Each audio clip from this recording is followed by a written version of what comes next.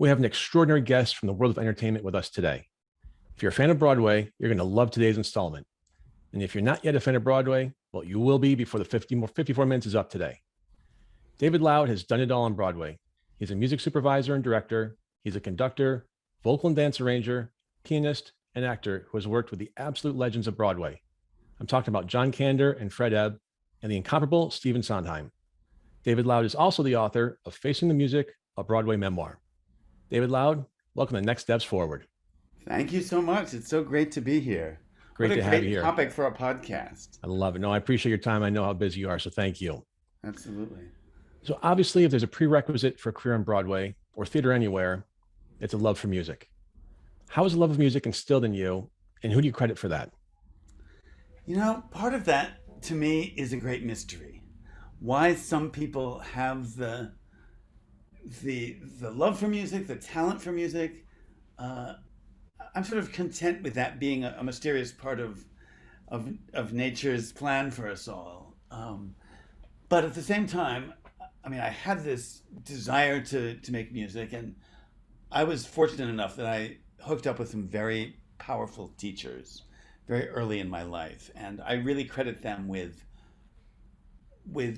letting me know what it was inside me that wanted to come out. When I was attracted to music and music of a certain kind, my parents, like most middle-class families in the 60s and 70s, had a whole lot of Broadway cast albums in their living room, you know, in their little stereo cabinet. And I loved listening to those records more than anything in the world. And you'll hear this over and over and over again by people who are attracted to musical theater, that it's the cast albums. We lived in Cincinnati. We were way far away from the lights of Broadway. But I knew that that's where I needed to be. Wherever that music was being made, I wanted to be there. I had this wonderful piano teacher, Miss Korn, who she sort of talked way above my head every now and then. And I kind of understood what she was saying about music when I was 6, 7 years old, taking piano lessons from her. She took it very seriously, and she said some things to me that really reverberated much later in my life. You know, as a teacher, sometimes you're in that position of, you say these things over and over, and eventually the person understands what you've said. And it may be years later, as it was in my case with her. You started directing music shows in the 7th grade. You just mentioned how you knew that the lights on Broadway are where you had to be. Where did that confidence come from? And how did you convince others to let you take charge like that in middle school? Good question. I wish I had that same confidence now. I just stood up and started telling people what to do. I'm not a particularly bossy person in real life, but in theater, it just always seemed like I knew what it was I wanted to say, and that confidence gave me an authority over people much older than me. It happened when I became the music director at the Surflight Summer Theater, which is this non-equity summer stock theater that I worked in for 2 summers, and I was all of a sudden in charge of. I think I was 20, my first summer there. And I was in charge of a company much older than I was, and it felt very natural to me to be in charge. And I think because I felt comfortable with it, they felt comfortable with it, and nobody assassinated me, which is refreshing. Small win. Yes. Yeah. So you went to Yale University and earned a degree in music. The music part made sense, of course, but why Yale? Well, Yale was attractive for a number of reasons to me. I loved the campus, and I had dear friends from high school going there, and also it was close to New York. And I knew that I wanted to keep my connection to New York alive and well during my time in college. I don't know how I knew exactly that it was going to be important, but it turned out to be very important to me. And because New Haven is, an hour and 45 minutes on the train from Grand Central Station, I was able to audition for Merrily We Roll Along, the Sondheim, Stephen Sondheim Hal Prince musical that I made my Broadway debut in while I was at Yale. So my reasons for picking Yale were actually quite important, it turned out. Just like you said, a quick trip down Metro North to the end of Grand Central and Broadway. Yes, location. Minor That's details. why I chose my college. So your first connection with Stephen Sondheim happened in your sophomore year at Yale. Take us through that story and what was going through your mind, as you mentioned, having grown up as a Cincinnati kid who started music directing in 7th grade. Well, this was an opportunity that presented itself completely by fluke to me. I was not pursuing a career as an actor. I was a student at Yale. I was very happy there. It was my second year. But because I had worked as a messenger at Variety newspaper in New York City over the summers, Variety is known as the Bible of showbiz. It's the entertainment business newspaper, and I had worked there as a messenger. And so I got Variety every week in my Yale mailbox, and they had all of the professional auditions listed in Variety, and I would look at them sort of wistfully sometimes when I would get my free copy of Variety. And that's where the ad for the open call for Merrily We Roll Along appeared, was in Variety. And they were looking for young people ages 14 to 20 to be in the new Stephen Sondheim musical, which was his follow-up to Sweeney Todd, which was the most amazing thing I'd ever seen on Broadway. So this was a personal hero of mine sort of going into the process. And I thought, well, I'm just going to go to this audition.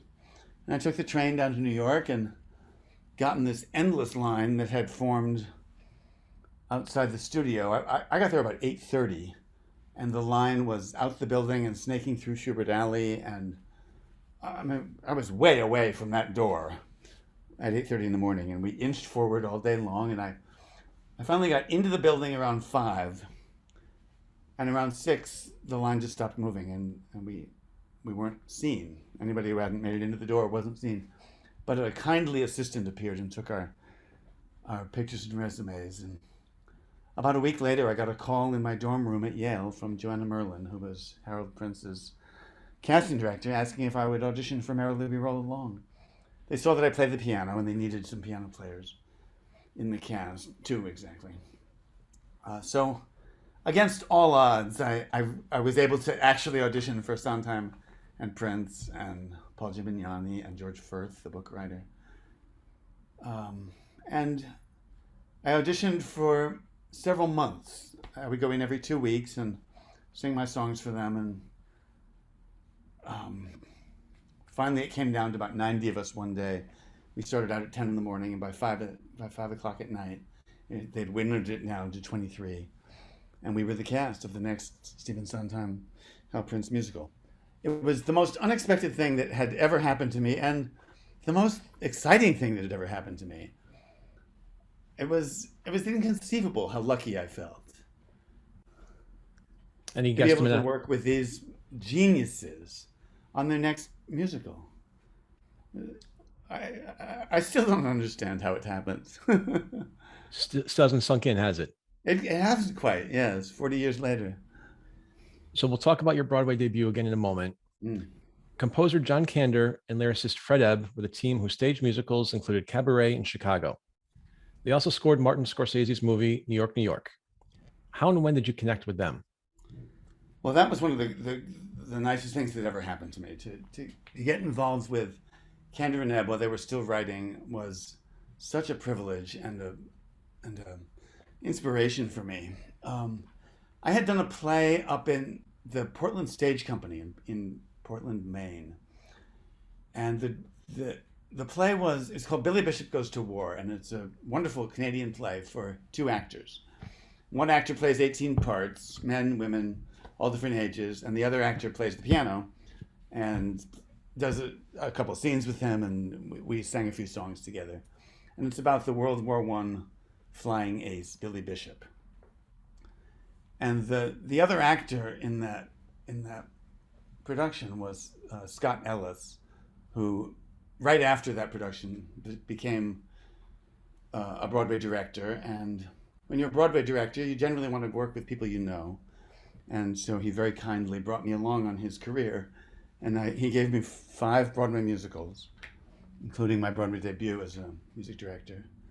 And we just bonded as a team we were always so happy to work together. And it's the people who you bond with when you're coming up in the business that you end up collaborating with later on in your life too. Because everybody wants to work with people they're comfortable with. And when you find good people, you keep them. And KanderFred Ebb's most famous song is New York, New York.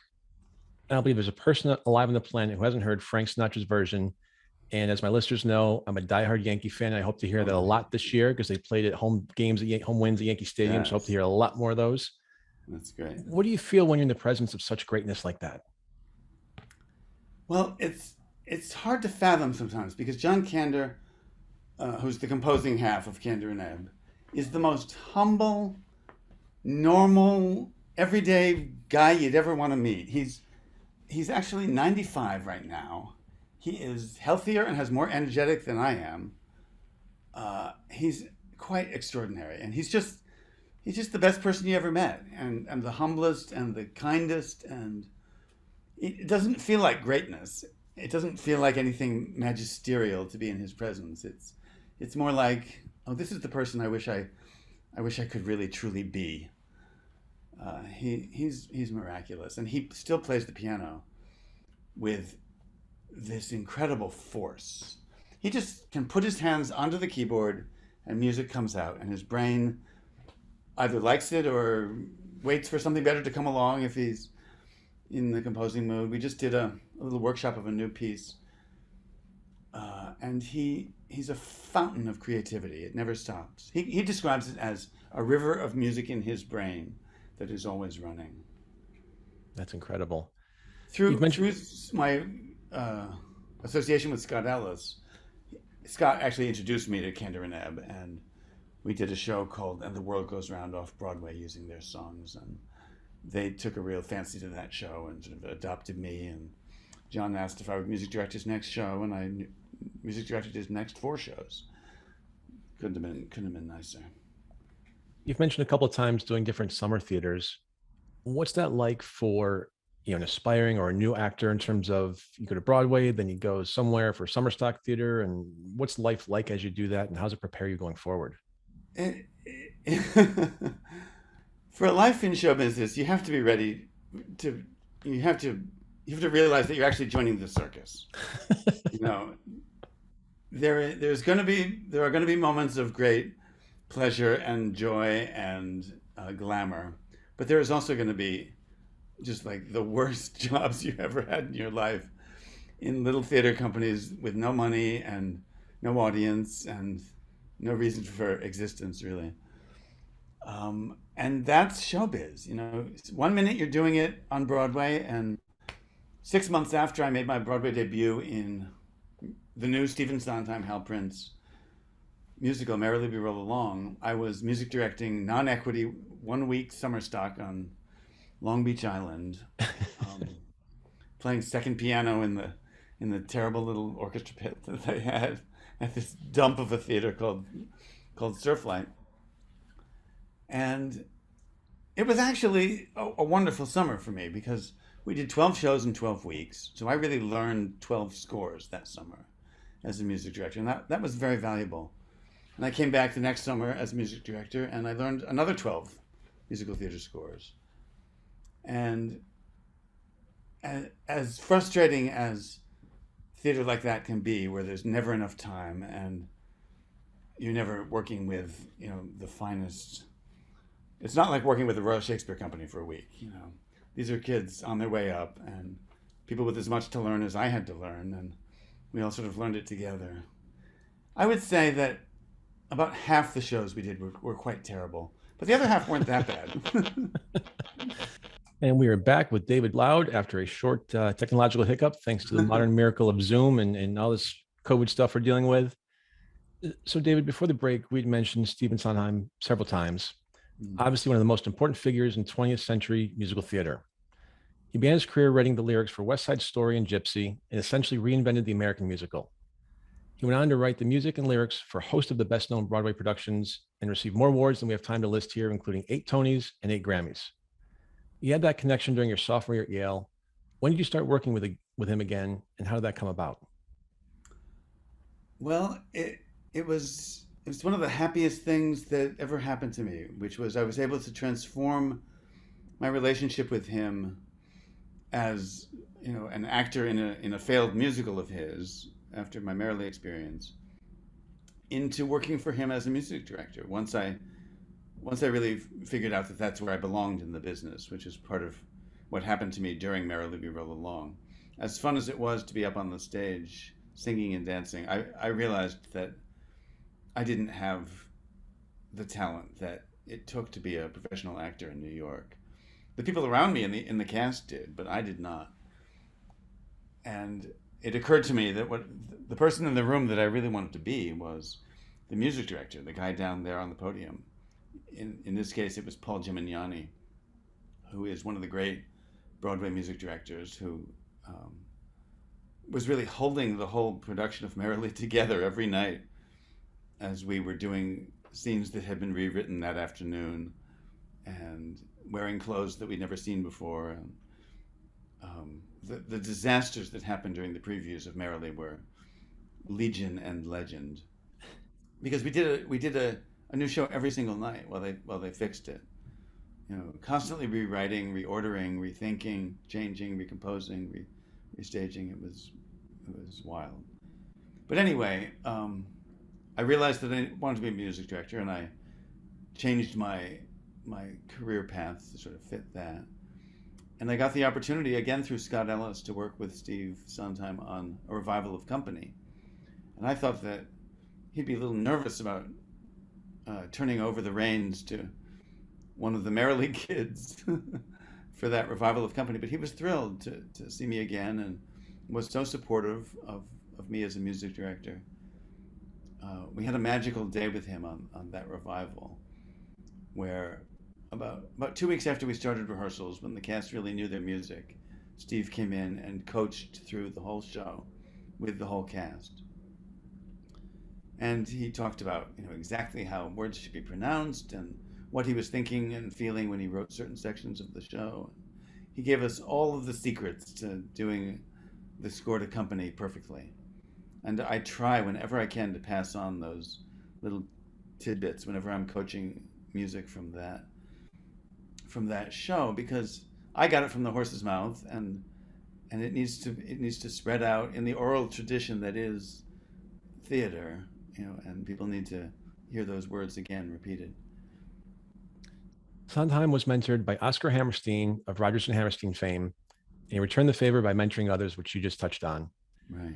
Did you feel like he was mentoring you, or did you have more of a sense that you were simply a professional partner or a peer when you worked with him? Well, that's an interesting question.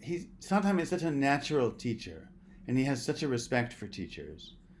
That was part of that's just who he was.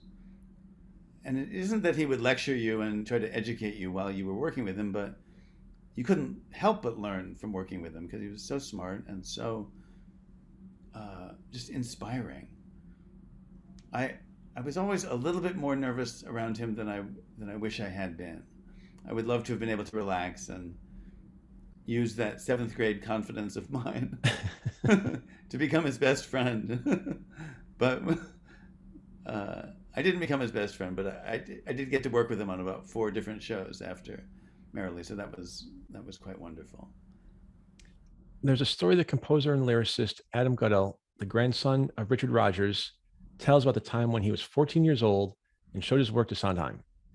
He expected to receive a lot of compliments, but instead, as he described it, Sondheim, quote unquote, had some very direct things to say. And as the story goes, Sondheim later wrote an apology saying he thought he was being constructive, but realized he was not very encouraging. You're, of course, older when you worked with Stephen Sondheim. What was it like to work with him? What was the sort of person he was? Was he very direct? Or was there a challenge to working with him? That's such an interesting story about Adam Guedel, who was one of my favorite composers. Adam wrote the music and lyrics for A Light in the Piazza on Broadway, which is just a brilliant score. And as with any artist, when you play your work for someone, you're naked and you're very vulnerable. That's a very vulnerable moment, and I'm sure Steve thought he was doing Adam a huge favor by being honest and truthful about his material. But sometimes there has to be a little sugar to help the medicine go down. And it's interesting that Steve sort of realized in retrospect that he hadn't quite supplied enough sugar with the medicine. But I find that Steve's directness when he talks about his own music is very helpful. I mean, he doesn't need to beat around the bush to say this is too fast, or I can't understand that, or why did you do it this way. I like the directness of his approach, and I feel like it saves time, and I have no problem with the way Sondheim was quite direct and quite firm about the way he wanted certain things. But it can be hard to hear that if you're all tender and vulnerable and just spent 6 months writing a song. So to that point, how did it feel to adapt and interpret Sondheim's music? There must have been pressure due to his popularity as a music writer. It was a real challenge, because I feel as an arranger, and it's something I do a lot, which is work with composers, adapting their material into another form, or creating a concert of music by a certain composer. As an arranger, there are certain liberties I'll take or won't take, and it's finding that line as to how much I'm going to do the music exactly the way the composer wrote it, or find a new way to do it that maybe illuminates something different about it. And with Sondheim's work, you got to be very, very careful, and that line is perhaps a little firmer than with some other composers, because Sondheim writes out every single note that he wants in an accompaniment. He doesn't just write chords and a lead sheet. He writes. You get all the info from him for how he wants it. But he's also quite open to new interpretations of his music. And on Sondheim, which is the show that I did with James Lapine, where we had filmed interviews with Sondheim and then live performances that Broadway singers did in between the filmed interviews, I did arrange his material quite extensively. And he was great with it. If I went too far, he just told me, and I would rein it back. So we spent a lot of time so far talking about Sondheim, but of course, during your career on Broadway, you've worked with many other famous and accomplished people. Two that come to mind are Angela Lansbury and David Hyde Pierce. What was it like to work with them, and who are your other favorite people to work with, and why? Well, Angela Lansbury, we did the very first reading of a Broadway musical called The Visit together, and she was playing the Claire Zakanassian, the leading lady of that very strange play, and it was remarkable to see somebody so lovable as Angela Lansbury playing the richest, meanest woman in the world, which is the character that is the center of the play, The Visit. And she comes back to the town that she grew up with, and she's become quite wealthy, and she basically buys the death of her boyfriend when she was there, who had done her wrong. She wants revenge on him. It's a dark, scary musical, and Angela was incredible in the reading, and she knew exactly what she was doing. She was very she used her own personality in such an interesting way, adapting it to this other character. I never quite seen anybody do that. Sort of use their celebrity in a way to just illuminate how appalling this character that she was creating was. Very interesting to see her. She ended up not doing the show on Broadway. We did it with Chita Rivera, who was wonderful in quite a different way. But I've always wondered what that might have turned into if Angela had stayed with it. David Hyde Pierce, who you mentioned, is simply the nicest, kindest, funniest, warmest, most wonderful person on Broadway. He seems to take it upon himself as a personal responsibility that everybody in the room is going to have the best experience of their lives on any show that he is a part of. And he throws parties, he writes poems for you on your birthday, he remembers, the middle name of your mother-in-law the second time he meets her. He's an extraordinary presence to have on a musical, and we had him on Curtains, and he won the Tony Award for Best Actor in a Musical. And you've never seen a company of people happier to have their star win an award than we were for David on Curtains, because he had just made our lives so terrific. Those 2 years that we did Curtains on Broadway were heaven on earth. As we focus on well-being, persevering through adversity, and personal empowerment on the show, your first Broadway play you acted in, Merrily We Roll Along, as you mentioned, was a flop. Right. What did the play's failure teach you about success and failure on Broadway? Well, I think it's a great idea to start your career with a big stinking flop. It makes you really appreciate later on in your life, when you have some success, what exactly it means. Because it was devastating when that show closed after 2 weeks. All the work that we'd put into it, all the hopes and dreams, and the years spent writing it and rewriting it and rewriting it. When a show closes, they're just gone. It's over. There's nothing left. And when I did have success later in my career, with a show like Ragtime or Curtains or the play Masterclass that I did with Terrence McNally, you really understand what it is you've got if you've been through the worst that Broadway can give you. And I think that the experience of Merrily was as difficult and disappointing as it was also incredibly educational for me, because I was watching the finest talents in New York wrestle and struggle with this difficult, complicated show that had distinctive challenges that they came in every single day trying to make it better. And I would go home and think, well, what would I do to make it better? And I'd have my ideas, and then I'd come in and see their ideas, and it was, I guess that's why you're Stephen Sondheim and I'm not yet. But for me, it was a graduate school course in how to work on a troubled musical. And I just listened and learned. Whenever I could, I would hide in the back of rooms. People wouldn't know I was there. I'd just kind of curl up under a coat somewhere and listen and eavesdrop and figure out what everybody was doing. I wanted to learn more.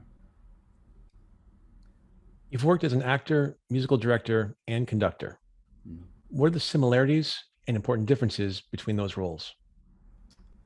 Well, that's interesting. As an actor in a musical, you're in this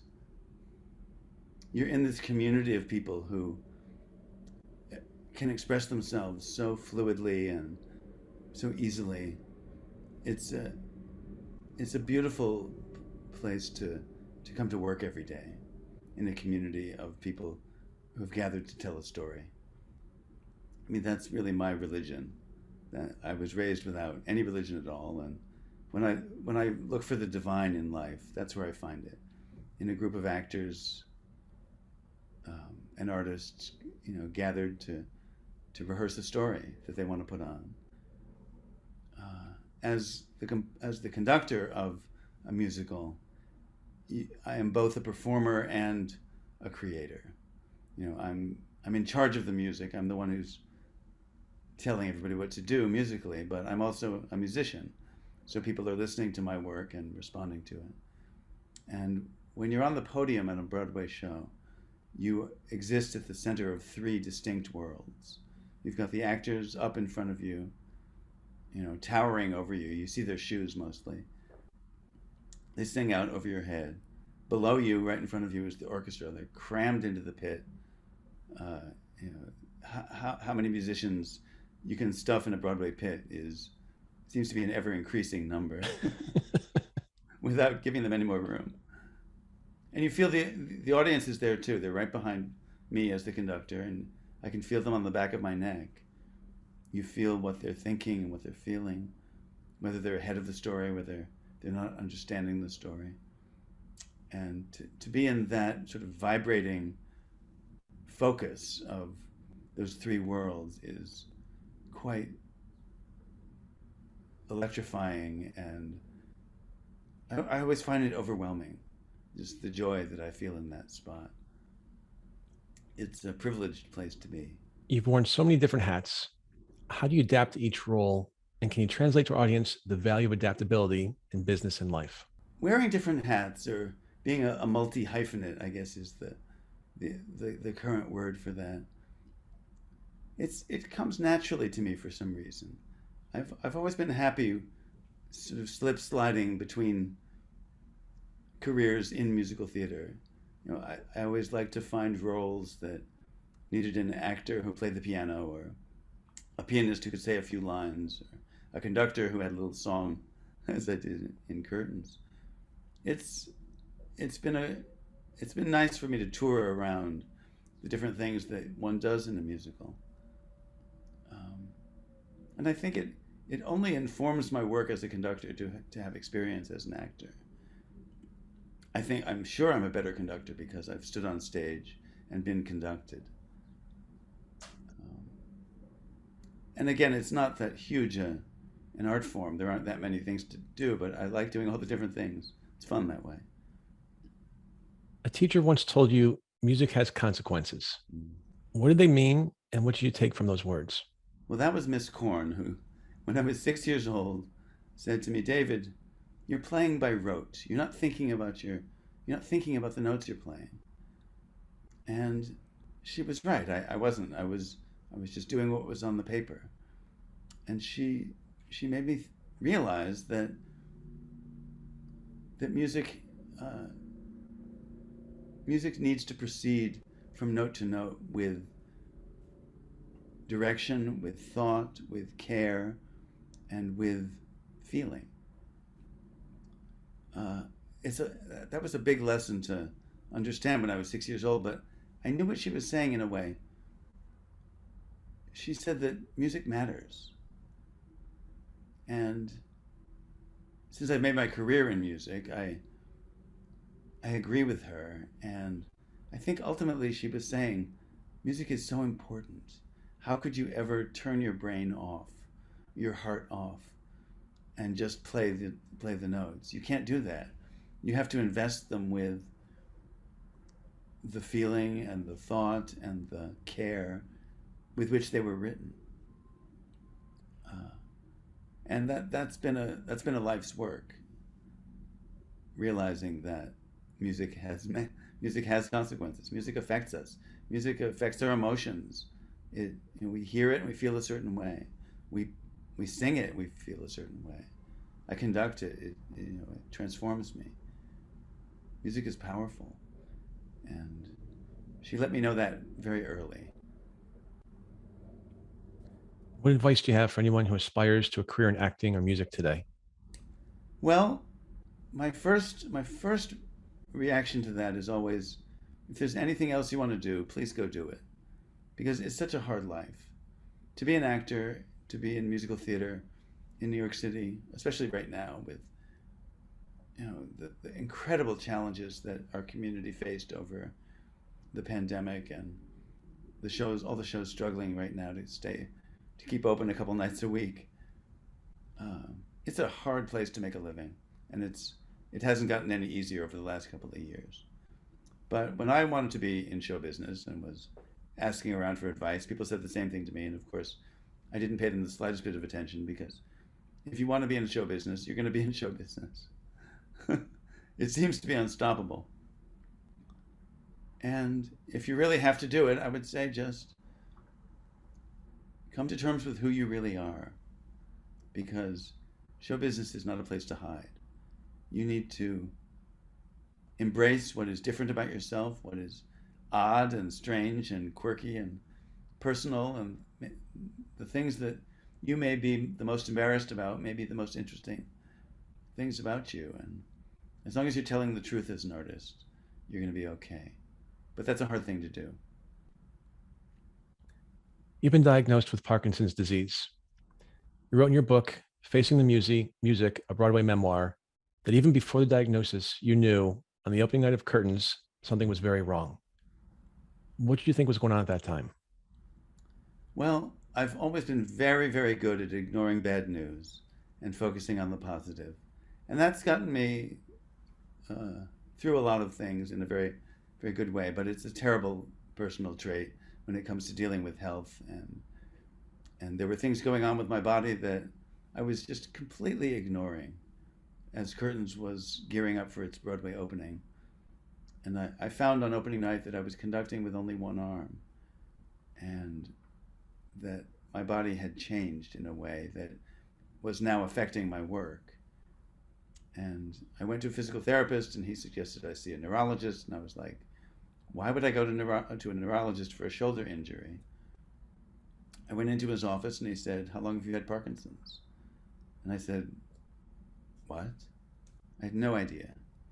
But he knew just from looking at me that I had it. It was a distressing and difficult way to hear that diagnosis, but he got right to the point, and then I couldn't ignore it anymore. And it was very difficult for me. I wanted to hide it, to deny it as much as I could. I kept it a secret for as long as I could. And that was a horrible way to live one's life. But I was so scared that I wouldn't get jobs, that people would be done with me as a conductor, because it was clearly going to affect my conducting. We conduct with our bodies, that's our instrument, and my body was not working the way it was supposed to. It soon became clear that I could not hide it.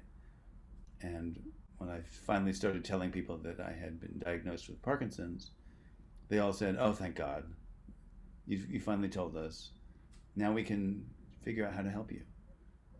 And people were incredibly kind, and jobs kept coming, and I conducted one more show on Broadway after that. And, it was not nearly as catastrophic to come out with my Parkinson's as I had thought it was going to be. Since I decided I really couldn't do 8 shows a week anymore, I've been teaching at the Manhattan School of Music, and that's been a source of great joy for me. I love teaching, and sort of never expected to have to find another profession other than conducting, but I happen to love it just as much, so lucky me.